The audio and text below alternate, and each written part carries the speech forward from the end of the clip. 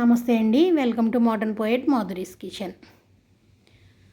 ఈరోజు దోసకాయతో పచ్చడి, పప్పు, ఆవకాయ రకరకాల ఛానల్లో ఉంటాయి కదా, మన ఛానల్లో ఉన్నాయి.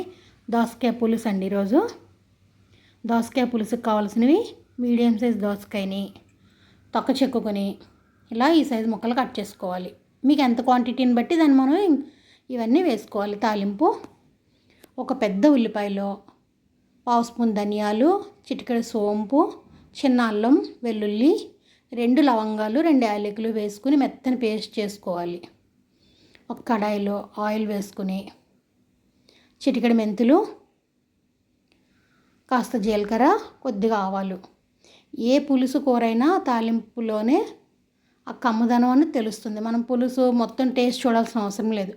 మనం తాలింపు ఎంత కమ్మగా ఉంటుందో కూర కూడా అంతే టేస్ట్గా ఉంటుందన్నమాట. తాలింపు వేగాక కరివేపాకు, 2 ఎండుమిరపకాయలు, 4 వెల్లుల్లి రెబ్బలు కచ్చాపచ్చాగా దంచుకుని తాలింపు వేగాలి, పోపు వేగాలి. ఈ పోపు వేగేటప్పుడు ముందుగా మనం సిద్ధం చేసి పెట్టుకున్న ఉల్లిపాయ పేస్ట్, ఆనియన్ పేస్ట్ వేసుకోవాలి. మీరు ముందుగా ఆనియన్ పేస్ట్ ఫ్రిడ్జ్లో పెట్టుకుని దాచుకునే వాళ్ళైతే ఒక పెద్ద స్పూన్ వేయండి, సరిపోతుంది.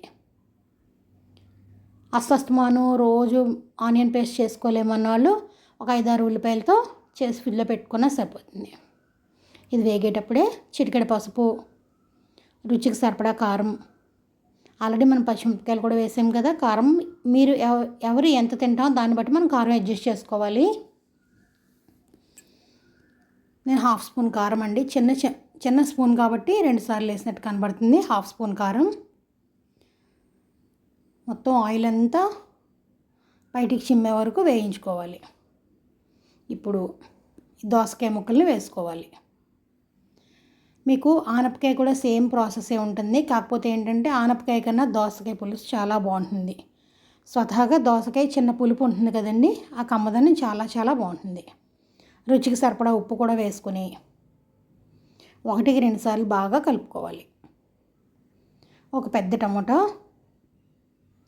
ఇప్పుడు చిన్న టిప్ ఏంటంటే, దోసకాయ పులుసుకి మనం చింతపండు రసం తీసి వేసే కంటే ఇలా ముక్క వేగేటప్పుడే చింతపండు ఎంతైతే మీరు పడుతుంది అనుకుంటామో, నేనైతే ఒక నిమ్మకాయ చింతపండు ఈ వేగే ముక్కల్లో వేసేసేయండి.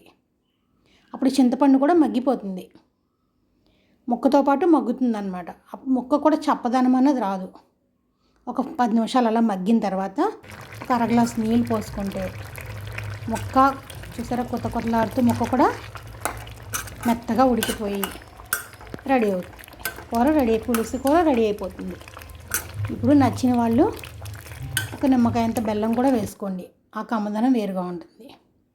అంతేనండి, చాలా కమ్మనైన దోసకాయ పులుసు రెడీ అయిపోయింది.